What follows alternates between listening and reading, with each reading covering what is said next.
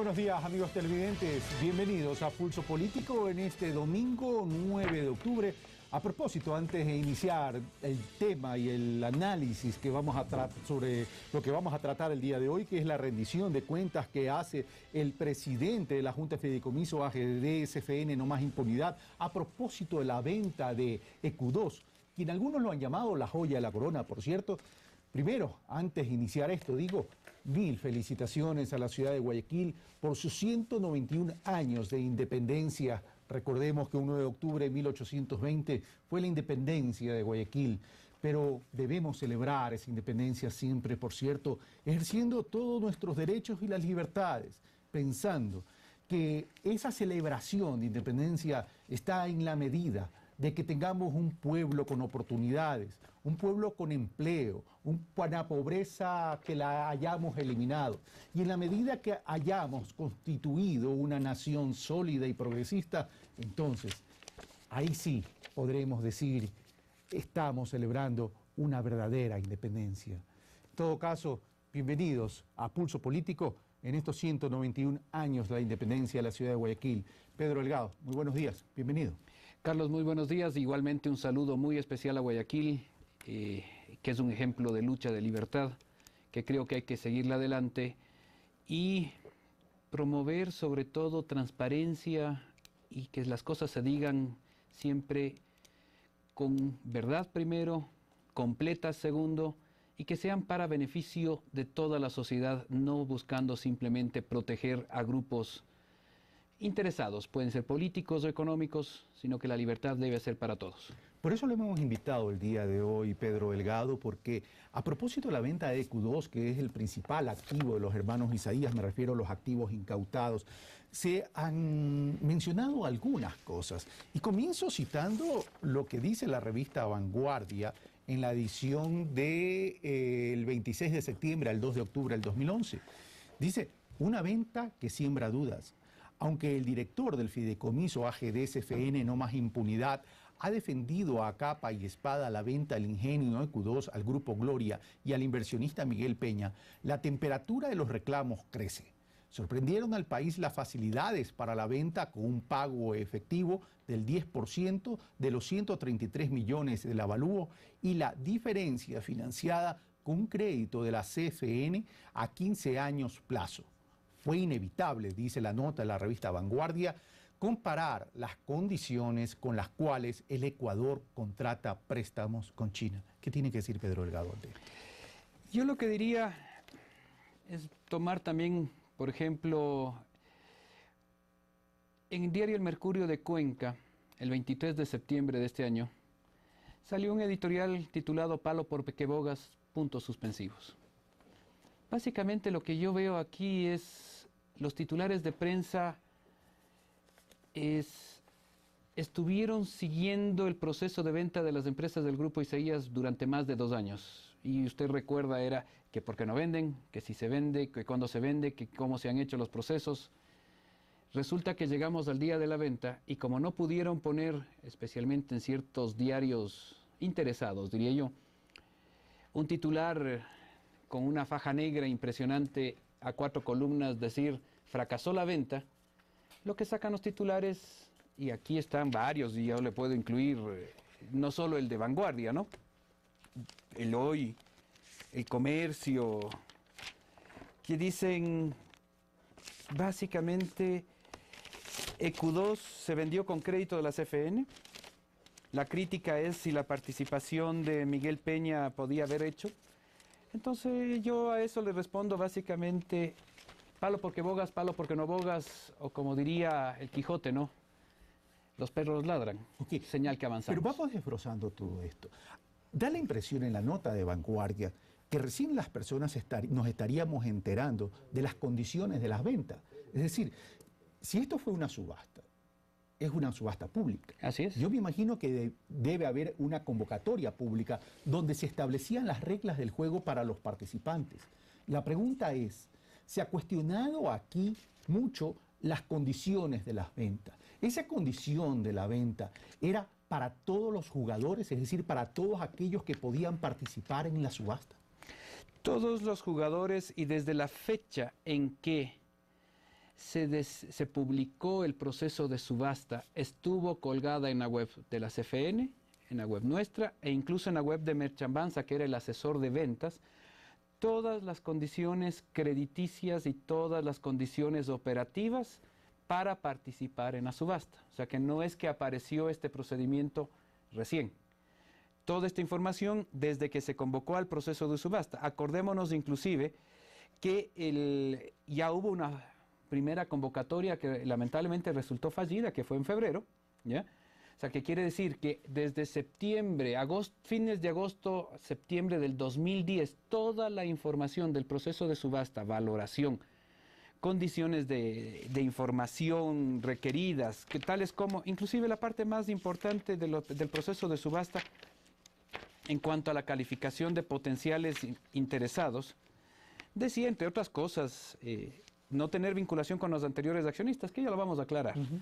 Antecedentes de su experiencia y o desempeño en la industria azucarera, comportamiento fiscal en Ecuador o país donde tiene inversiones, antecedentes de manejo de medio ambiente, programa de responsabilidad social, gobierno corporativo, programas de mejoramiento en la productividad agrícola e industrial y una serie de condiciones. Permítamelo ponerlo. Entonces, eso estuvo, para concluir la idea, más de 6 meses público, presentado, tanto en medios electrónicos, la hoja web, como en las publicaciones de prensa que se hicieron. Es decir, hubo publicación de prensa, fue abierto desde hace 6 meses. Desde hace más de 6 meses. Desde hace más de 6 meses. Es decir, para que el público nos vaya entendiendo y para ir aclarando, aquí en mis programas no se trata de generar polémica ni pelea, sino aclarar para el beneficio de la ciudadanía. A ver, Pedro Delgado, ¿significaría esto entonces que si el Grupo Gloria no hubiera sido el ganador, sino la empresa X, Y y Z, hubiera tenido las mismas condiciones de financiamiento en la compra? Exactamente las mismas. No es que esto estaba dirigido a Gloria específicamente o a Miguel Peña específicamente, sino todos los que participaron. Y aquí le voy a leer quiénes fueron los que estuvieron recabando información y entregaron documentación completa. Lamentablemente, a la última fase, que era la presentación de una propuesta económica, ya no llegaron. Estuvieron AIMC Proamérica de Guatemala, B Capital de Colombia, Magdalena de Guatemala, Pelas de Nicaragua, Pantaleón de Guatemala. Entonces estamos hablando de grupos económicos y azucareros bastante importantes. Todos esos eran grupos azucareros. Azucareros con inversiones en azúcar y en agroindustria. Todos entregaron y fueron calificados previamente en cuanto a su experiencia. Todos requirieron información de la corporación financiera, todos requirieron información y vinieron sus equipos técnicos a visitar el ingenio. Todos tuvieron oportunidad de acceder al cuarto de datos para revisar todos los estados financieros, todos los perfiles técnicos de la empresa. Y todos se reunieron con la corporación financiera. Inclusive, si mal no recuerdo, uno de ellos tuvieron tiempo, lamentablemente les quedó corto para presentar alguna información adicional que requerían para el crédito.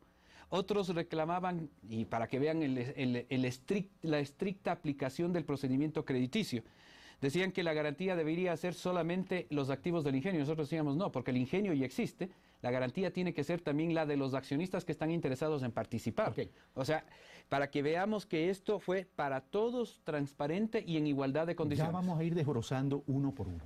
Pero usted tuvo un debate con el abogado Javier Castro en días pasados. Le invito a que veamos algunas declaraciones del abogado Castro, porque él menciona algunas cosas que creo que usted debe aclararlas en ese sentido. Veamos entonces estas declaraciones del abogado Javier Castro, abogado de los hermanos Isaías.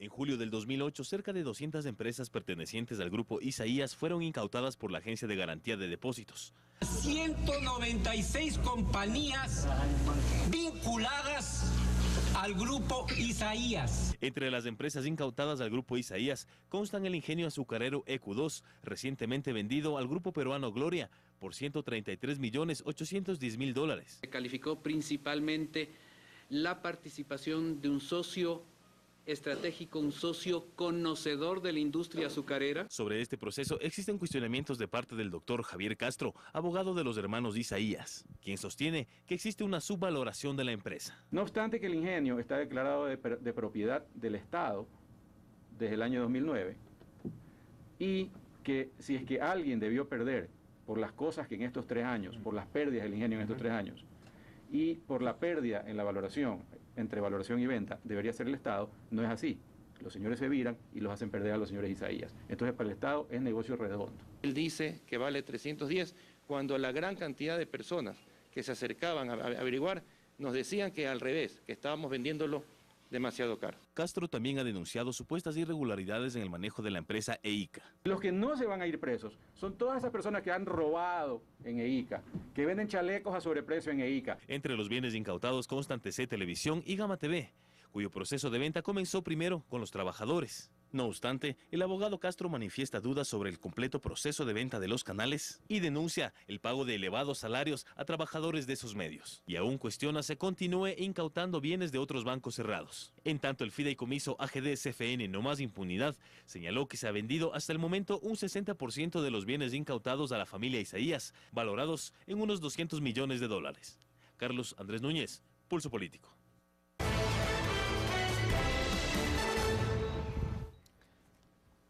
Gracias, Carlos Andrés Núñez. Bueno, esas son las declaraciones de Javier Castro.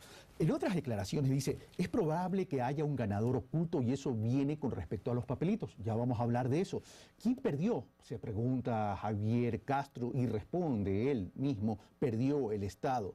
En el año 2009 el Estado declaró todas las empresas de los hermanos Isaías propiedad del Estado. Si la empresa es de ellos y han vendido perdiendo utilidades y perdiendo valor, se refiere a la valoración de la empresa, la pérdida es del Estado y si la venden barato, la pérdida es mayor. No puede ser que las empresas sean del Estado y pierdan los Isaías. Lastimosamente, dice en otra declaración en un canal colega, dice, lastimosamente el señor Delgado está ahí para que eso ocurra. Pedro Delgado. A ver, yo creo que tenemos que comenzar aclarándole al país que los señores Isaías, de presentarse de víctimas en esta crisis bancaria es una vergüenza. Es lo mismo que decían y han dicho varias veces que querían un vuelto, es lo mismo que nos quieren hacer creer a todo el país de que ellos el 2 de diciembre del año 98 entregaron un banco en marcha, un banco boyante a la AGD. Si el banco estaba bien, ¿para qué se lo entregan a la AGD? Y le dicen con discursos por ahí, no, que el banco quebró en manos del Estado. El banco estaba quebrado. Lo que pasa es que por los intereses y la presión política, en vez de cerrar el banco, lo que hicieron es crear la ficción de la AGD y de una administración, de un programa de reestructuración, en la que pusieron a gente vinculada a los Isaías. Si no recuerden quiénes fueron los primeros gerentes de Filambanco en época de administración de la AGD. El señor Cañizares, que era funcionario de Filambanco en la época de los Isaías. ¿Quién era gerente de la AGD cuando empezó la AGD? Un gerente financiero de un banco quebrado de Finagro, que además era vinculado o sobrino del señor Febres Cordero. Entonces, ¿de qué hablamos? Crearon la AGD simplemente para ir tapando y que las cosas no se sepan y que hayan pasado 10 años para ahora sí realmente comenzar a identificar, y ya lo vamos a ir viendo con números, qué es lo que pasó. Entonces, la pérdida tiene que asumirla las quienes lo causaron. Y en este caso, los que causaron esa pérdida son los Isaías. Ellos son los responsables de toda esta crisis. Primera cosa. Entonces, la valoración del negocio. Aquí está toda la documentación de la valoración del grupo de empresas de Q2. Y el negocio del grupo de empresas de Q2 no es solamente la siembra de caña, porque tiene varias empresas propietarias de terrenos. Es un negocio que tiene área agrícola, suministro de caña, industrial y comercial y productos de alcohol. Eso es lo que era el negocio. Adicionado a eso, tenemos empresas que se dedicaban a la renta de maquinaria, empresas que se dedicaban a los bienes raíces, empresas que se dedicaban a la estiva y empresas a la contratación de personal. Es decir, era una holding. Ni siquiera lo tenían como holding, ahora es una holding. Nosotros tuvimos que constituir una holding y eliminar las famosas empresas estas de tercerización de personal, porque de acuerdo a la ley había que contratarlos en las empresas donde prestan servicios. Entonces, estas empresas que suman más de 10 empresas fueron las que se valoraron como un todo. ¿Y qué es lo que hemos visto nosotros? Y que lo dice también una muy buena nota que ha sacado Vistazo en su última edición, que desde el año 63 que se constituyó la empresa, la producción o la capacidad instalada del ingenio azucarero ya era de 2 millones de sacos de azúcar año. Entonces, pongamos la primera observación a esto. Si desde el año 63 el ingenio podía producir 2 millones de azúcar sacos año. de azúcar año, el que ahora nosotros hayamos vendido y el 100% del ingenio vale más o menos, digamos, 200 millones de dólares. Cuando ellos compraron, entre comillas, del año 94, en 100 mil dólares del ingenio, un ingenio que ya tenía la capacidad instalada que tiene ahora, entonces, definitivamente queda evidenciado ante el país que compraron regalado. Entonces, comencemos por el principio, entonces, Pedro Delgado. A ver, si Javier Castro pone en tela de duda la valoración de la empresa, comencemos estableciendo con qué parámetros se valoró la empresa. Porque de acuerdo a la página web de ustedes, la empresa o el holding tiene un valor en dólares por la participación que le corresponde al Estado de 249.599.629. Y aquí valdría la pena aclarar entonces. Estos 249.599.629 no corresponden tan solo al ingenio Astra, sino a la holding, ¿correcto? Así Ahora, es. Y a la holding incluyendo Producargo. a la holding incluyendo Pedro Caro. Ok, ahora vamos a lo siguiente. La técnica de valoración moderna no establece la valoración de las empresas con base en el valor de los activos, sino en las proyecciones de las utilidades a 10 años, lo que se pueda proyectar en términos de flujo y en términos de utilidades. ¿Es esa la técnica que se utilizó para la valoración de la holding? Así es. A ver, empecemos por la parte final. Como vemos aquí, este es el documento que tenemos de valoración del grupo de empresas. Y esta es solamente la primera parte del informe técnico. Hay toda una serie de análisis agrícolas, industriales y una serie de cosas. Y voy a leer rápidamente, es la información de la compañía, información del negocio, entorno económico, análisis del mercado, análisis FOD, análisis de riesgo, precios, análisis financiero, valoración de empresas. Y la valoración de empresas se hace básicamente y se compara valor patrimonial, valor de mercado y flujos descontados. Lo que hizo justamente es hacer flujos descontados de una provisión del negocio a 10 años y lo traído trae a valor presente. Es decir, esa proyección a futuro la traen a valor presente a hoy. A hoy día. ¿Ya? Que inclusive,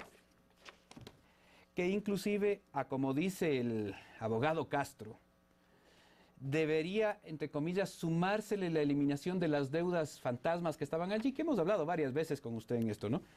En el modelo de valoración ya se eliminan esas deudas fantasmas porque hubiera sido vergonzoso que vendido esto al Grupo Gloria o a cualquiera, aparezca Roberto Isaías o cualquiera de sus testaferros Como acreedor. como acreedor y le diga a los representantes, a los nuevos dueños, vea señor, págueme 80 millones de dólares. Eso hubiera sido vergonzoso. Partiendo además de un hecho de que esas deudas no son reales, son simplemente asientos contables, el papel aguanta todo. Es decir, ¿nunca se demostró que a la empresa entró dinero en efectivo producto de esos créditos? Así es, y no lo decimos nosotros. Son informes de la Superintendencia de Compañías y son informes del SRI, que básicamente lo que dicen es, no se exhibieron la documentación soporte que respalda los registros contables en la empresa. Y no es como me insinúa el doctor Castro de que estas investigaciones se han hecho recién. Estas investigaciones empezaron con el SRI en los años fiscales 2004, 2005, 2006 y estas revisiones las empezaron en el 2007, antes de la incautación. O sea que las glosas de este tema nacen antes de la época de la incautación. No es un tema que nació con este gobierno, digámoslo así. Con este gobierno se ha cerrado el proceso. Ok, pero volvamos al tema de la valoración entonces. Entonces, la valoración se hace un valor presente neto de flujos descontados, ¿ya? Que aquí está y usted puede ver, yo le voy a dejar el CD de toda esta información, todos los modelos de presentación, y hay una proyección incluso hasta el año 2019. Entonces, lo que se hizo es hacer esas proyecciones y traerlo a valor presente neto. ¿Qué es lo que hace esa valoración? Incluso presentaron un escenario pesimista, un escenario optimista, un escenario normal y un escenario probable. Y estos 250 millones, para redondearlo, ¿responde a qué escenario? Estos 250 es al escenario probable, ¿ya? Que incluye, no como dicen ciertos analistas, no se ha tomado en cuenta la variación de precio del azúcar y una serie de cosas. Entonces, incluye toda esa información, pero esos 250 millones es de la holding, Y en la primera convocatoria, que tenía que presentarse ofertas el 28 de febrero, no hubieron ofertas por el grupo azucarero EQ2. Sí hubo ofertas por 10.600.000 por Producargo. Entonces, ¿qué es lo que sucede? La valoración de los 250 millones, 238.9 millones son del grupo EQ2. La diferencia, el 60% de Producargo, 10.6 millones, suman los 249 millones. Como Producargo sí se vendió, el valor del grupo azucarero es de 238.9 millones. Hay una aclaración, Pedro Delgado. Por eso entonces que las cifras a mí no me cuadraban, porque el 70% de 249 eran 174 millones. Así es. Y cuando la venta se da en 133.8, ahí había una diferencia de casi 41 millones de dólares. Así es. Entonces, la primera aclaración, y si usted revisa en esa hoja que yo le he dado de ayuda de memoria, en esa guía, en la tercera página tenemos el valor del holding del grupo EQ2, 238.9 millones. En la segunda convocatoria, de acuerdo a los reglamentos que están vigentes y en todo proceso de venta a subasta, se hace un 20% de descuento. No es que nosotros hemos revalorado a la empresa en disminución, sino que los reglamentos lo prevén. En una 20% de descuento sobre los 238 millones. Sobre los 238 millones, esto es 47.7 millones, lo que el precio base para la nueva subasta es de 191.1 millones. Y el 70% de eso es 133.8 millones. De los cuales se paga el 10% en efectivo, 13.381.000. Y el resto puede ser financiado a través del financiamiento que ya lo establecía las bases. Ya en las bases estaba establecido. Entonces, y además una cuestión, o sea, el 10% en efectivo está también en todos los reglamentos, lo hacemos nosotros, lo hace cualquier banco en liquidación o lo hace el Banco Central. O sea, el 10% es el poner una especie de garantía de, llamemos, de participación, ¿ya? Y eso lo pusieron en efectivo. Okay. Y eso está cumplido. Ya, pero vamos por partes, sigamos yendo por partes. Está claro esta cuestión. Primero se vendió el 60% de Producargo en 10 millones, quedó 238 millones. El descuento por la segunda convocatoria, porque en las primeras no se presentó nadie.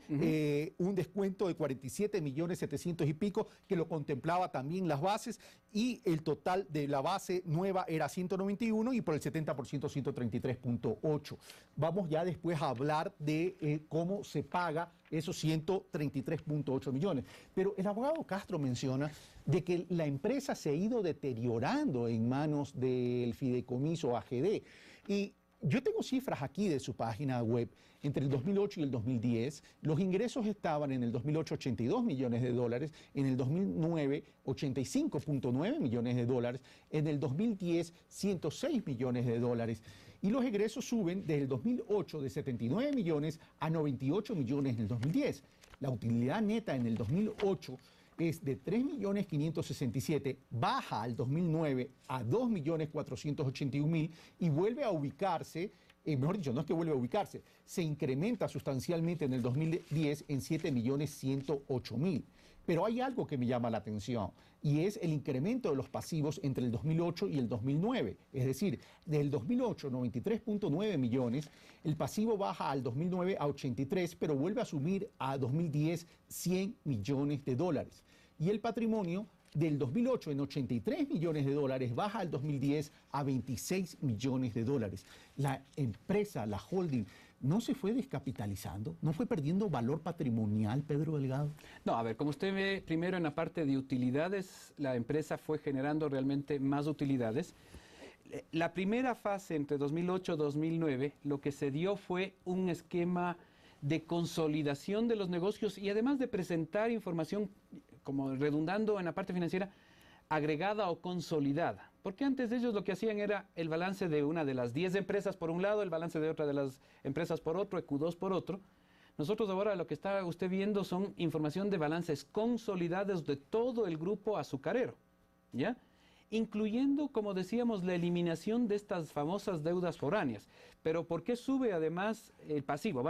Esa es mi pregunta, porque si depuro esa deuda foránea, entre comillas, a pesar de esa depuración, el pasivo me sube al 2010 un valor importante. Sí, a ver, pero vamos a ir aclarando. Entonces, primera cosa, las utilidades netas que se generaron de todo el grupo al 2010 son de aproximadamente 11 millones de dólares de todo el grupo. Al ¿sí? 2010. Al 2010. ¿Ya? Eso quiere decir que después, las utilidades brutas fueron aproximadamente algo así como entre 18, un poco más de 18 millones de dólares. Ahí hay que pagar utilidades a trabajadores, impuesto a la renta y hacer también reinversiones, que se necesita manejar el negocio en marcha.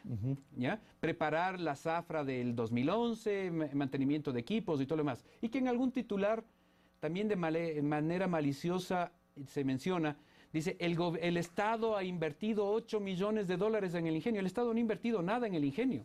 Son los propios recursos del ingenio los que se utilizaron para reinversión. Es decir, la propia operación. La propia operación. No es que el Estado cogió y giró un cheque al ingenio. Eso es una mentira.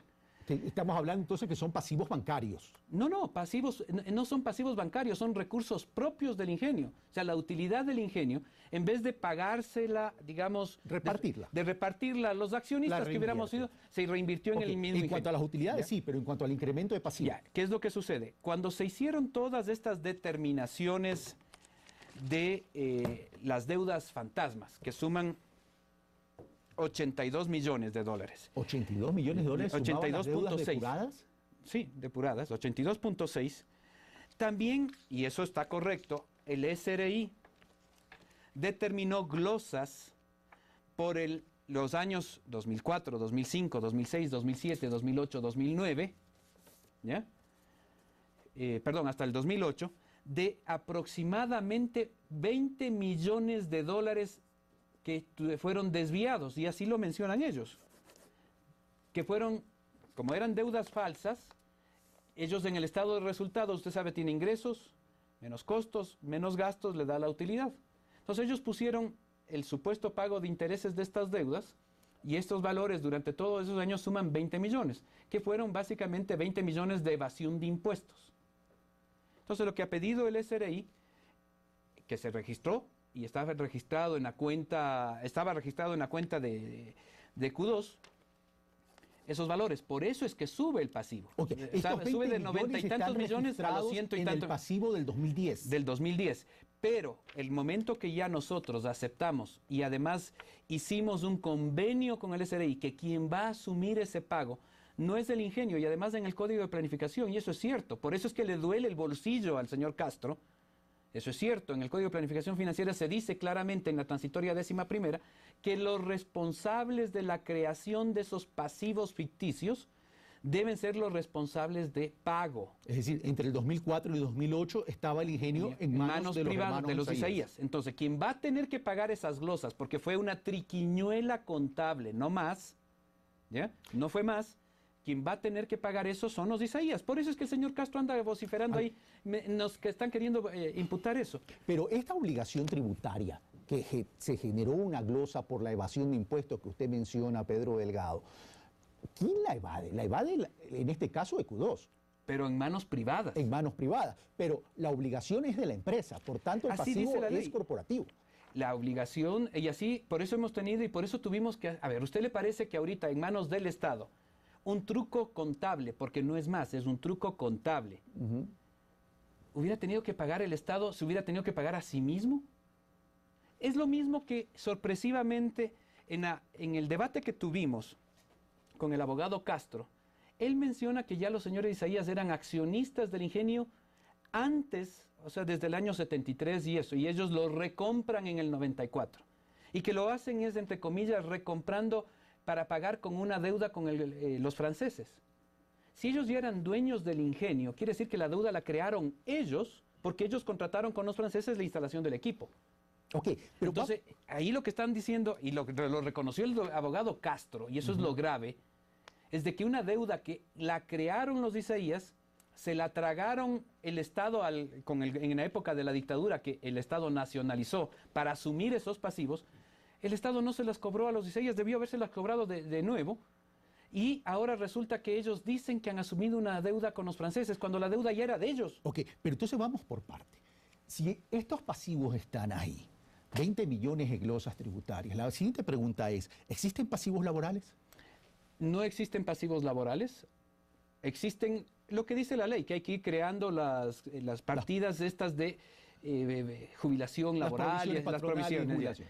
Pero entonces, para aclarar, si bien es cierto, el 31 de diciembre del 2010 los pasivos subieron, como usted bien menciona, de 90 millones a como 110 millones más o menos. Los pasivos, para ser exactos, subieron de 83 millones a 100 millones. Ya, son los 20 millones aproximadamente de estas glosas De esta glosa tributarias. tributaria.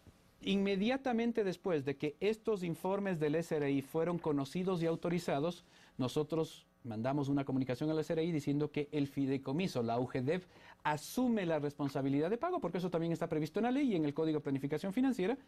Entonces, se va con fecha, si mal no recuerdo, fue marzo de este año, ya se eliminan esos pasivos y entonces el pasivo disminuyó. El pasivo del ingenio disminuye en estos 100 millones de dólares. Entonces el ingenio, en términos generales, no tiene apalancamiento financiero en este caso. Ok, ahora, tuve la oportunidad de entrevistar al doctor Ricardo Novoa Bejarano, abogado del Grupo Gloria, en días pasados, y él me mencionó que habían suscrito, cuando yo le pregunto, en toda negociación de venta de empresa se suscribe una cláusula sobre el tema de la existencia de pasivos ocultos que se podrían dar. En ese sentido, él me mencionó que hubo un adendum y que el Estado se compromete a asumir, o el fideicomiso se compromete a asumir los pasivos ocultos que podrían presentarse a futuro en caso que existan. Ya, a ver, lo que se ha hecho en el contrato son dos cosas. Primero, en estos días está decurriendo un plazo para revisión financiera de balances, para crear un balance de cierre, digamos, de la administración. De cierre y de inicio. De inicio, ¿ya? Ok. Primera cosa. Segunda cosa, hay una cláusula que está prevista en el Código Civil ecuatoriano, que es una cláusula de saneamiento. Eso existe. Entonces lo que se dice ahí es que básicamente si se determinasen algún hecho extraordinario a futuro, el vendedor se tiene que comprometer a vender el bien libre de cualquier problema, digámoslo así. O sea, si usted compra un auto y resulta que ese auto no ha estado matriculado, ¿quién es el responsable? O de matrículos de años anteriores. Si usted lo compra ahora y usted va y quiere matricular el auto el año 2011 y le dicen, vea, no le pueden matricular porque además no ha estado matriculado 2010, 9 y en años anteriores. ¿Quién es el responsable de solucionar ese problema? No es usted, es el vendedor. Entonces, no es que haya ahí una garantía expresa del gobierno, una garantía soberana, sino lo que existe es lo que prevé el código y las leyes ecuatorianas en cuanto a procesos de venta. Eso Como está cualquier transacción de venta privada. Cualquier transacción de venta. ¿Ya? Entonces, lo que nosotros hemos hecho es poner esas mismas cláusulas y que son evidentes en todas las discusiones que tuvimos con los potenciales compradores cuando estaban interesados. Y yo diría que la diferencia entre el Grupo Gloria y los otros compradores fue que el Grupo Gloria ya tenía inversiones en Ecuador, por lo tanto conocía un poco mejor el entorno y entendió mejor las coyunturas de lo que estaba sucediendo. Gloria y todos los otros compradores, Magdalena, Pantaleón, todos ellos, tenían preocupaciones. El juicio presentado por los ex trabajadores de Astra, que es un caso, un tema laboral de más de 20 años. El tema de estos de las deudas fantasmas. Y yo diría que esas eran las dos condiciones más ¿Y importantes. ese juicio cómo queda, el juicio de los trabajadores? Está en el Tribunal Constitucional y esperemos que resuelvan pronto, ¿no? Pero eso también termina siendo un contingente para quien... Para cualquier comprador termina siendo un comprador. contingente. Así es. Entonces, ¿qué es lo que pasa? Eso digo, esa es la diferencia con el Grupo Gloria. ¿El Grupo Gloria asume este contingente del juicio de los trabajadores? El contingente del grupo del tema de los trabajadores lo tiene que primero ser resuelto en la Corte Constitucional, Claro, y en ahí justicia. tiene que estar. Primera cosa, y además es un contingente que está contra una empresa que se llama Astra. Astra está liquidada, la liquidaron los señores de Isaías.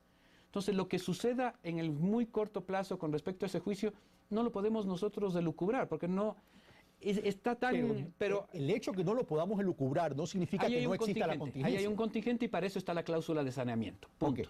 Eso es todo lo que está Eso sucediendo. eso queda claro entonces que cualquier pasivo que aparezca en ese sentido, en que este sea caso... lícito, además, ¿no? Claro, pero bueno, pero esto es un juicio laboral. O sea, Por eso. No es un juicio laboral, es un juicio constitucional. y ¿ya? en este momento. En este momento. ¿Ya? Y además es contra una empresa que está liquidada. No es contra EQ2. Ya. Entonces ahí hay por eso digo, ahí hay toda una serie de problemas en el camino que por eso no hay cómo llamarle que es una obligación inmediata de pago. Primera cosa. Entonces, por eso ellos comprendieron cuál es la situación y entendieron que el proceso y los riesgos, además de potenciales amenazas que podrían tener de los Isaías y ese tipo de cosas, era un riesgo aceptable en el caso de Gloria, mientras que para los otros que no tenían un muy buen conocimiento y de este tema, como que fue un riesgo inaceptable. Hasta ahí llega. Me comunican por interno que ha llegado un mensaje de Twitter, no me han dicho todavía el nombre, aquí lo envía, José Torres, en que me dice que le traslade la inquietud es en cuánto se ha valorado los activos intangibles de la holding. Los activos intangibles de la holding serían marcas, básicamente. ¿Sí? Y goodwill. Por eso, marcas, goodwill y eso, y todo el tema de la valoración de marcas, todo el tema de valoración de activos, está realizado en el análisis que se hizo de activos, de otros activos, y aquí justamente se habla de marcas y patentes, ¿ya? Entonces todo eso está incluido en el análisis. Y ojo, nosotros, si alguien está diciendo que la marca o la marca del azúcar del ingenio no se toma en cuenta, sí se toma en cuenta. Además se tomó en cuenta la participación de mercado del ingenio, se tomó en cuenta el tamaño de las plantaciones, o sea, activos, llamémosle fijos, o activos intangibles, todo está tomado en cuenta en esto, ¿no? Entonces, dentro de los 249 millones dentro de los dólares. 249 millones. ¿Cuál es el peso de las marcas en esta valoración? ¿Que me lo pide el televidente? Porque estos datos son importantes, Pedro Delgado, que Sí. lo vayamos conociendo como ciudadanía. Porque si está en cuestionamiento la transparencia de la venta, es mejor que todo lo comuniquemos a la ciudadanía. Vamos a ver, 63.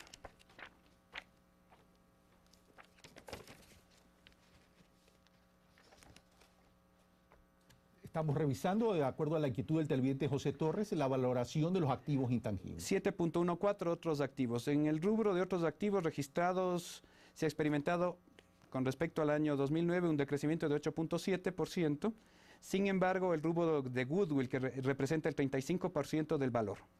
35% del valor de los 249 Sí. millones. Entonces, aquí está, o sea, nosotros, por eso digo, inclusive el fideicomiso no es que yo o alguien del fideicomiso hizo esta... Se le ocurrió hacer eso. Aquí se Ok. contrató una empresa que conozca del tema. Hablemos de esa empresa que conoce el tema.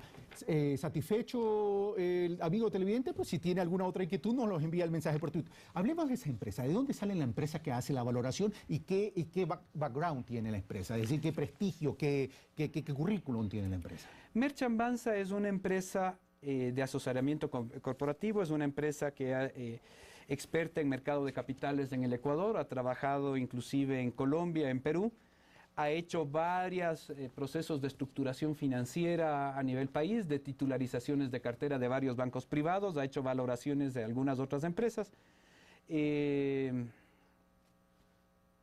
Ese es el negocio que tiene Merchant Banza. ¿Cómo se le adjudica a esta empresa? Hubo un concurso, se hicieron invitaciones a distintas firmas que conocen de este tema y se seleccionó a esta empresa como la más O sea, no es que fue a dedo, se estableció un ¿No? concurso nacional e internacional. Es más, le comento que con fecha 26 de abril del 2010 se firma el contrato de consultoría, luego de haber hecho todo el proceso de calificación, y el contrato de consultoría para este procedimiento era realización de la valoración y luego, terminada esta valoración, ejecución de la estrategia de venta, promoción y venta de las acciones. O sea, aquí no es que era, por un lado, alguien nos hace valoración y nosotros también directamente hicimos el proceso de venta. Okay. Como era un caso tan importante, preferimos que se haga toda una serie de procedimientos de promoción. Y aquí parte del procedimiento de promoción era responsabilidad de Merchant Banza, por ejemplo, contactar, y así lo lograron. Y por eso digo, vinieron finalmente grupos importantes de internacionales en cuanto a la participación a interesarse en este proceso de venta, de contactar a gente que conoce del sector azucarero. Entonces se contactaron con varias empresas. Ya, vamos entonces ahora sí a la siguiente parte de los cuestionamientos. Perdónenme un poquito la informalidad, pero si me prenden el aire acondicionado les agradeceré, porque estas luces están que queman. Vamos ahora sí a esto que insinúa el abogado Castro. Es probable que haya un ganador oculto, Y eso viene con respecto a los papelitos, estos famosos papelitos que no son otras cosas que los certificados de pasivos garantizados, que se dice de parte del abogado Castro que usted fue prácticamente el autor intelectual del decreto 1492, que permitió la negociación de los certificados de depósitos reprogramados a efectos que se los pueda hacer liquidez a un valor de mercado. Pedro Delgado. E insinúa, y pregunta el abogado Castro, dice, sería bueno e interesante saber quién es el banco emisor de los papeles, de estos papelitos, producto del crédito de los 120 millones que le estaría otorgando la Corporación Financiera Nacional al Grupo Gloria. Pedro Delgado.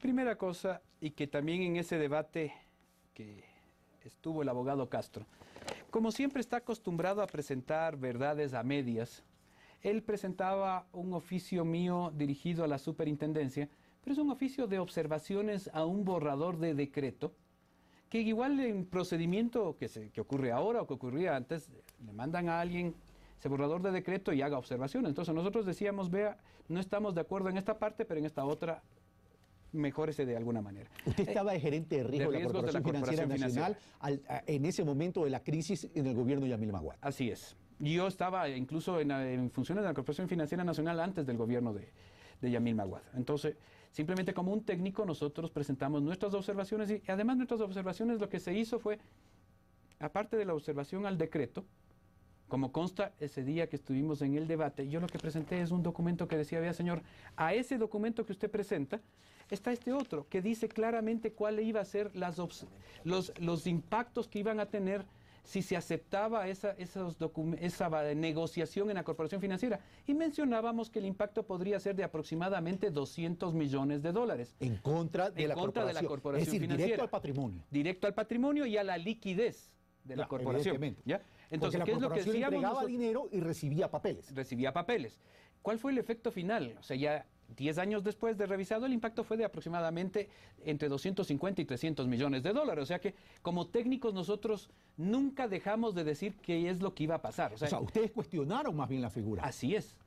Lo que decíamos como técnicos es, dado que el gobierno, porque era una decisión nuestra. Era una decisión política gubernamental. Yo no participaba para nada en la elaboración del decreto.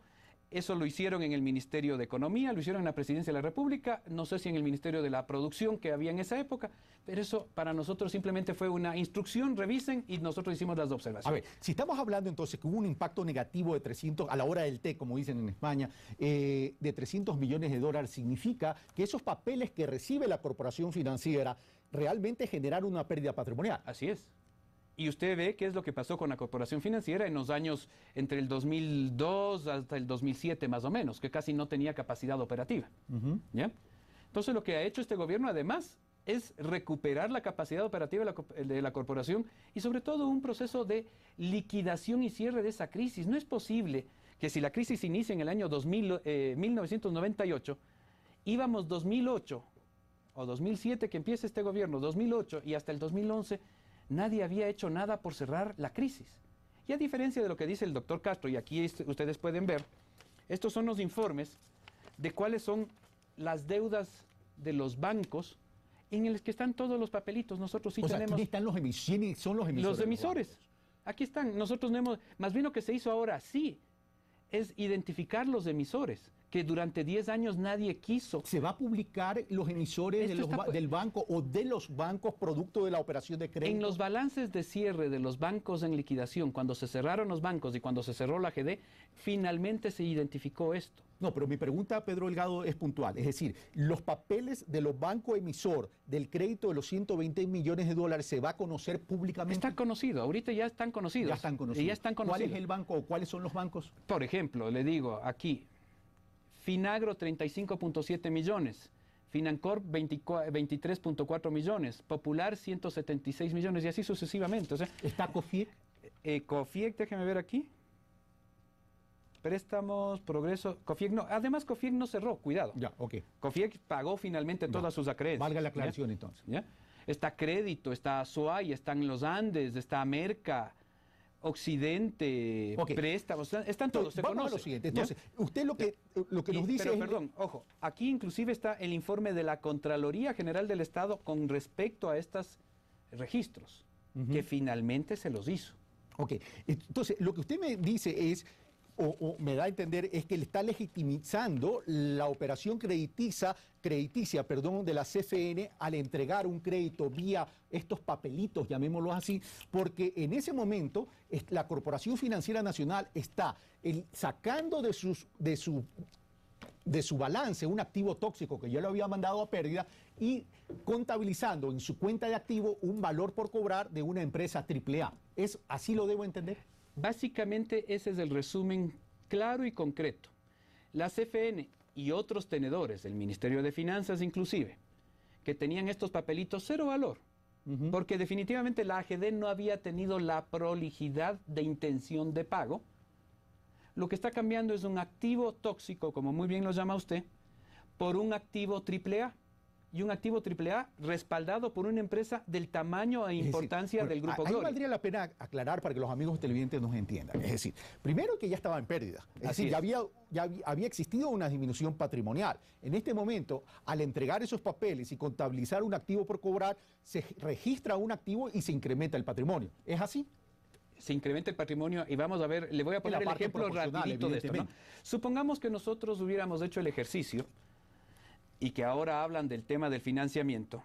Ok, la CFN no hubiera financiado esto, sino que Grupo Gloria o cualquier comprador hubiera ido a su banco privado, se endeudaba con su banco y nos pagaba a nosotros directamente los 133.8 millones de dólares. ¿Qué es lo que hubiera sucedido? Nosotros hubiéramos tenido, como ya lo hemos hecho, convocar a los acreedores o a los tenedores de esos papelitos y decirles, señores, venga, le pago. Entonces, igual a la CFN nosotros le hubiéramos cogido y le hubiéramos girado un cheque por el valor que le correspondía. La diferencia de lo que hemos hecho ahora es que la CFN financia con eso, recupera la pérdida patrimonial, porque contablemente lo que tiene que hacer es reversar las provisiones del 100% que ya hizo, primera cosa. Segundo, cambia un activo de 133 millones de valor cero por un activo de 133 millones que vale 133 millones porque es riesgo AAA y además gana el rendimiento financiero del 5%. Mientras que el ejemplo o lo otro, como le digo, hubiéramos sido simplemente, tome usted aquí un cheque de 133 millones.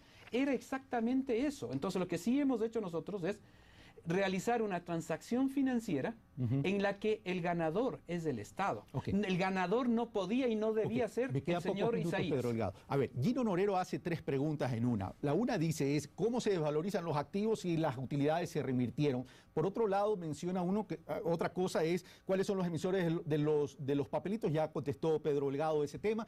Y lo otro es por qué no se han incautado los bienes de esos bancos emisores que generaron toda esta pérdida. Primera cosa, el que dice que se ha desvalorizado es el abogado Castro. Él es el único que dice que se ha desvalorizado. Nosotros creemos que más bien se ha valorizado de mejor manera los activos del ingenio. Primero, al lograr consolidar la información del ingenio en una sola empresa, llamémosla holding, uno. Segundo, al eliminar deudas fantasmas que no existían. Dos. Tercero, y por si acaso, si a alguien le queda la duda, porque el abogado Castro decía esas deudas y consiguió un registro notarial que cuando nosotros habíamos dicho que CFI, que era la empresa titular de las deudas, estaba en un salón de belleza, sí, y consiguió una notaría de Panamá que digan que el salón de belleza está en el lobby del edificio. Aquí está la foto de la oficina en el mezanine, y además se entra al mezanine por el salón de belleza. ¿Y la incautación a los bienes de los bancos emisores? Se ha incautado bienes y le voy a decir, hemos incautado Banco de Préstamos. Recientemente incautamos Banco del Progreso en los vinculados con Juan José Pons. Hemos incautado Bancomex. O sea, ahí está. Lo que sí es cierto y hay que reconocerlo, porque la mayoría de esas incautaciones anteriores que había hecho la AGD, primero, los gerentes de la AGD, y nosotros ya hemos puesto las denuncias del caso, no las registraron en los registradores de la propiedad. Entonces no tenían una posesión efectiva de esos bienes. Segundo, otros casos que se hicieron fueron famosos fideicomisos de tenencia de esos bienes, pero en esos fideicomisos además participaban como constituyentes los banqueros. En el mismo caso de Filambanco, el fideicomiso AGD que se creó en el año 98, Los bienes que aportó el Grupo Isaías, y usted acuérdese que ya hubo toda una discusión de la valoración de esos bienes, las empresas constituyentes eran las mismas empresas de los Isaías. Entonces, ¿usted cree que iban a vender algo si la junta de fideicomiso de ese fideicomiso AGD participaban las empresas de los Isaías? Nunca iban a vender nada porque ellos no estaban interesados en que se venda. A ver, vamos a lo siguiente. Una pregunta más de un televidente. Harrison Mora dice que si los estados financieros están hechos con base en NIF. Todos de acuerdo a la ley. Ya la ley decía que tenían que hacerse con base en NIF. Y por ejemplo, aquí está respondido. Vamos al tema siguiente. Otro mensaje de Twitter, y qué bueno que la ciudadanía muestre su preocupación. Que hable sobre el 30% de los trabajadores. Ese 30% que queda todavía, ¿a qué precio se lo va a vender? Uno, se lo va a vender de inmediato a los trabajadores. ¿Qué pasa si los trabajadores no están interesados? ¿Quién lo compra? Porque ante esa pregunta, el abogado del Grupo Gloria me dice que el Grupo Gloria, me refiero al doctor Ricardo Novoa Bejarano, tendrían la primera opción en caso que los trabajadores no ejerzan la opción de compra. A ver, los trabajadores tienen hasta el 30%, y no solo los trabajadores, son trabajadores, pequeños inversionistas y tenedores de acreencias de la banca. O sea que aquí puede venir trabajadores, pequeños inversionistas de hasta $50,000 y acreedores de la banca pueden participar y comprar ese 30%. Estamos hablando del 30% de la holding. Ya, del 30% más o menos, entonces estamos hablando como como 70 millones de dólares. Okay. Números más, números menos, ¿no es cierto? Estamos hablando de 70 millones de dólares. ¿A qué precio se les va a vender? Al mismo precio que se le vendió al grupo azucarero. Si es que la venta es de inmediato, sí, pero si la venta es después de 2 años y la empresa comienza a mejorar sus indicadores, es otra cosa. Es al mismo precio. Justamente por eso. Ya se ha dado un efecto, porque ya están viniendo gente. El simple hecho de haber vendido al Grupo Gloria de Perú ya le da una revalorización, un goodwill, si usted quiere verlo así. Como decía la persona que preguntó al principio si se valoraron los activos intangibles, ¿ya? Por el simple hecho de que el nuevo socio del Grupo Azucarera sea el Grupo Gloria, ya aporta un valor. Entonces, ahí ya ganaron los pequeños inversionistas y los trabajadores. Es evidente que la presencia de un grupo como el de Gloria, que está en distintos países y que sus acciones, tengo entendido, se negocian hasta en Bolsa de Valores. En Bolsa de Valores, Wall Street, que Wall Street ahorita no es muy buena palabra. Pero vamos a lo siguiente. Y ojo, perdón, y usted lo acaba de mencionar, el reglamento de venta también prevé que al 5º año, todas las acciones del Grupo Azucarero EQ2 tienen que estar registradas en Bolsa de Valores de aquí. Entonces, lo que se quiere es dar transaccionalidad, lo que llaman los financieros bursatilidad a las acciones de esta empresa. Entonces, que el pequeño inversionista que se convierte en tenedor de esas acciones tenga un activo que pueda negociarlo libremente. Ahora, y supongo yo que una vez vendido, y dentro de esta venta, para garantizar el crecimiento y también la estabilidad de los trabajadores y la productividad de este holding, de esta empresa, se tiene que haber establecido planes de inversión que en este caso Grupo Gloria tiene que ir realizándolos a lo largo de estos 15 años. Entonces, eso es punto uno. Punto 2, a ver, en el Ecuador tenemos malas experiencias con estos consorcios. Entran ahora y se salen en el camino. ¿Hay alguna prohibición de salida como accionista del Grupo Gloria en estos 15 años? A ver, justamente, y que eso es lo vergonzoso del análisis que ha hecho cierta prensa y ciertos analistas como este señor López y otra gente, ¿no? En el proceso de calificación de potenciales inversores para el Grupo Azucarero EQ2. La parte más importante del proceso de calificación estaba determinada en los antecedentes de su experiencia y desempeño en la industria azucarera, primera cosa. ¿Por qué razón? Porque lo que nos interesaba es que venga un grupo con recursos, primero, y segundo, con experiencia en ese negocio. Porque usted conoce que a nivel internacional pueden haber inversionistas y sobre todo fideicomisos de inversión de riesgo, que se llaman, que tienen muchísimo dinero. Pero esos fideicomisos o esos grupos de inversionistas son inversionistas especulativos. Compro barato para vender caro. Es gente que está en el negocio. Primera cosa. Vale. Segundo, experiencia en la industria. Varias otras cuestiones. prácticas de gobierno corporativo, prácticas de responsabilidad social, prácticas de buen manejo. Está y probado sobre la todo, capacidad y la experiencia de Gloria. estrategia y sobre todo, ¿qué es lo que dice?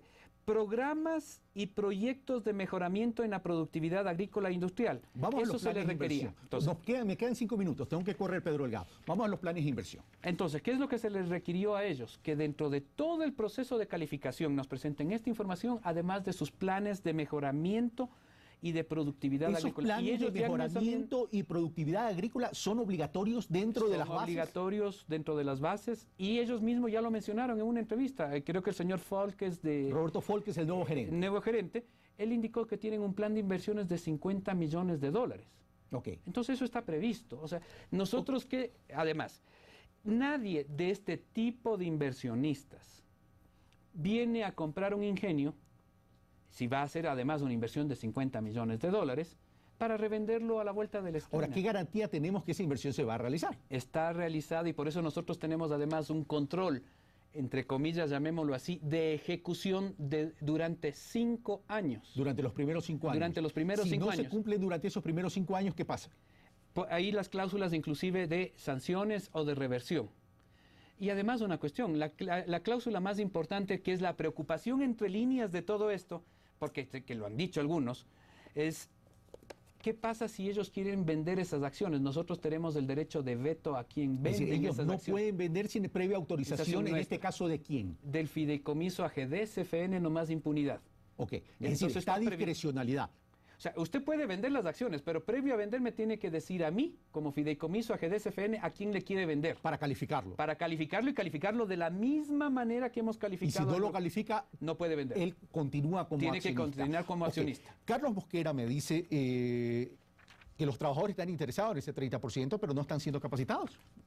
Lamentablemente lo que ha salido en la prensa es de que el señor, le entrevistan a un señor Bermeo que dice ser líder sindical del ingenio azucarero. Nosotros hemos dado ya 3 talleres de capacitación a los trabajadores para el proceso de venta. Lo hemos hecho en el mismo ingenio. Se están entregando toda la información a los verdaderos trabajadores del ingenio. Como le digo, una semana antes inclusive del proceso de venta fue el último taller de capacitación. Y ahí, ¿cuál es el tema? A los trabajadores se les va a financiar el 100% de la compra de acciones. A través de CFN. A través de la misma CFN. A los trabajadores, la condición de compra es que tienen que ser trabajadores y es un proceso de crédito asociativo. Y ahorita lo que están en la fase en la que están los trabajadores, igual que se hizo con los canales, es de discusión interna para ver el procedimiento de asociatividad, cómo se organizan y eso, para presentar una propuesta de compra. Eso está hecho con los trabajadores. Está publicado, y aquí yo, justamente esto ha salido en septiembre del 2010, hay otra publicación que es de mayo del 2011, en la que se invitan a los trabajadores. Está Entonces, claro, pero se están capacitando. se están capacitando, se está entregando completa información a todos los grupos de trabajadores de todas las 10 Está contestado empresas. Carlos Mosquera. Si Carlos Mosquera tiene más dudas, por favor comunicarse con Pedro Delgado en ese sentido. Vamos a los canales de a los medios de comunicación, los canales. ¿Qué pasa que no se venden? Ahora, hay más barreras ahora. No hay una ley de comunicación y hay una prohibición de que el que está dedicado a medios de comunicación solo puede realizar esa actividad. Entonces, esas son barreras importantes. ¿Se está pensando en alguna otra figura, como por ejemplo concesionar la operación por un lado y por otro lado? También se habla pues de que, o denuncia de megasueldos y de inversiones que ponen signo de interrogación, Javier Castro. A ver, Javier Castro... Me refiero a los medios de comunicación. Sí. Él es un trabajador de los señores Isaías. Sería bueno que pregunte cuál es el sueldo que tiene él. Primera cosa en temas de sueldos. Sueldos que el gerente general de TC antes de la incautación, y no vale la pena mencionar nombres, pero en la época de los Isaías, el gerente general ganaba $25,000 al mes. Ahora el gerente general de TC está ganando creo que $8,000 al mes. Entonces ahí simplemente veamos la diferencia. Y lo ha hecho muy bien el gerente general de TC. TC ha demostrado rentabilidad, mantiene su presencia, mantiene un ranking de ¿Qué año de fue canales. incautado TC? 2008. En el 2008. Para hablar con cifras, La utilidad neta ETC al 2008 fue 5.666.000. Al 2009 fue de 4.028.000 y al 2010 subió a 4.606.000. La facturación del 2008 de 29,5 millones sube a 36 millones. Cifras de la página web del fideicomiso. Sí, por eso, a ver, para que vea que lo que es, y en eso hay que reconocer que la información y la libertad de opinión existe en este país. Pero sobre todo la libertad de opinión existe en este país porque el país está transparentando información. Esos datos no están teniendo que obtenerlos de manera, ¿cómo sería? Irregular o de alguna forma. Están en nuestra web. Entonces, si bien es cierto, baja algo la utilidad, pero también hay que reconocer que los trabajadores de TC, primero que antes eran tercerizados, ya no están tercerizados, están en roles de pago. Segundo, que todos los procedimientos de contratación y eso ahora están enmarcados mucho en mejores políticas y no, como también tenía TC, y hablémoslo así, parte de las deudas fantasmas que ya hablamos en el ingenio, también habían en TC. Había deudas ahí con supuestos programación de empresas panameñas para compra de programación que no existía. Pedro Delgado, muchas gracias. Lamento terminar así, pero ya me pasé con un minuto y desde Guayaquil el Control Master me está diciendo que tengo que terminar. Lo que yo quisiera decir es en todo caso que el proceso de venta de los canales está en marcha. Ciertamente las leyes, la aprobación de la ley y estas limitaciones que están complican pero no impiden. Están en marcha. Gracias Pedro Delgado, gracias a ustedes amigos televidentes. Como no hay más tiempo, un fuerte abrazo. Hasta el próximo domingo.